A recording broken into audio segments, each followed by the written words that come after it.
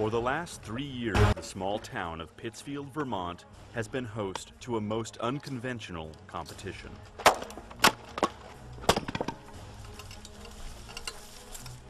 It's called the Death Race. Part survivor, part jackass, the race requires participants to complete strenuous, sometimes absurd tasks over a 24-hour period. The kind of person that signs up for the race is someone who has no limits.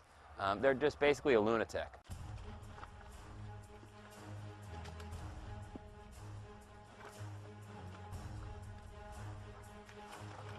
The kind of person that finishes is an extraordinary person.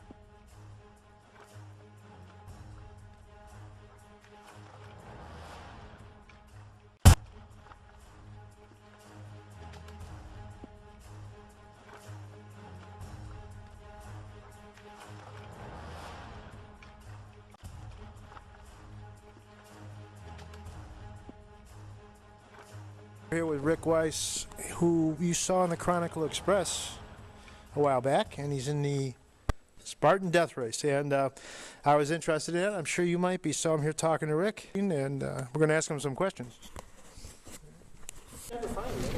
Internet. Google. It's a good question. I remember it was late at night. But, you know, I think I did a Muddy Buddy, or my girlfriend and I signed up for a Muddy Buddy, which is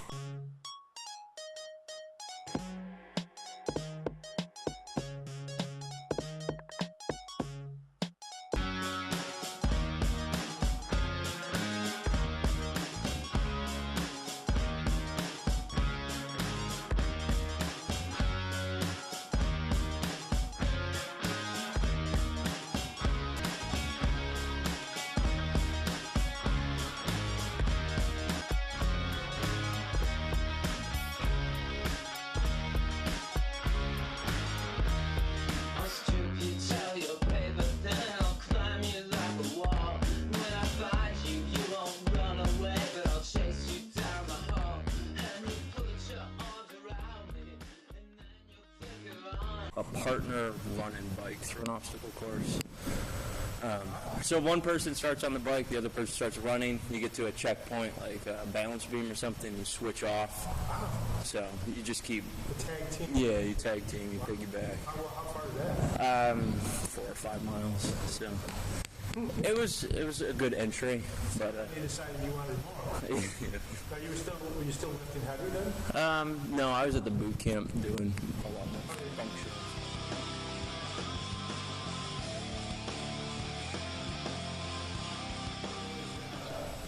Reading some of the there's a site called humayguy.com, and on it there's a bunch of essays by people who are in it or going to be in it.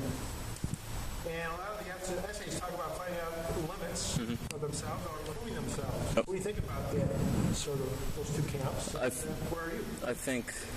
I think that's the mentality of the race. I mean, the race is misleading. It's not anything that's fast-paced. I didn't run at all last year, but it really becomes an individual sort of trial of perseverance, I would say. In my essay, I talked about wanting to get back to the point which broke me last year, finding that old self, leaving that old self on the mountain and continuing. So I'm looking at it as sort of personal evolution and just trying to get better. And I think I'll be going back, as often as I can, no matter what, win, lose, quit, I'll just keep going back. Why do you want to leave that old self, and what is that old self? That old self is the quitter at 33 hours. So that's who I want to leave on the mountain. I want to be better than that. Yeah, I mean, I'm looking to prove myself. I think last year was a limit thing. Where's my limit? Is this going to break me? It did. I hit my limit this year. I want to prove myself beyond that limit. You actually didn't come across with the way you're No. But you were taking your tape off, which you A little, man. It was hard to swallow. I don't mean to be harsh, but you did. Almost said that, didn't you? Yeah, threw in the towel. Something. So now you said, screw that, I want to prove. Yeah, hopefully. Now suppose you didn't go back, what would happen? Suppose you just let it sit there and not go back. Not because you was any medical or physical. Yeah. What would I be doing, or how would I take it? What would you think? Yeah. I'd probably look to return eventually then. So Yeah, I wouldn't want to leave it sort of hanging to know that I probably could have done better. what do you hope for when you leave the other side behind? What do you hope for? A feeling of being okay with it, being satisfied with whatever performance looks like in June. I'm not going to guarantee you that I'm going to finish, but I'm hoping to go to 45 hours because last year was 45 hours. That was a cutoff. So that's the new goal, is hopefully I can at least make it to 45, if not finish. If I don't finish, hopefully I'll be okay with 45 hours of effort. But you'll come back next year to do the 48. Yeah, I think your life will change when you do that. I don't think it will. Death Race champion. Congratulations. The two Marines, Richard Lee and Tom Worthington, crossed the finish line. You're amazing. You know No, man. Very impressive. Congratulations.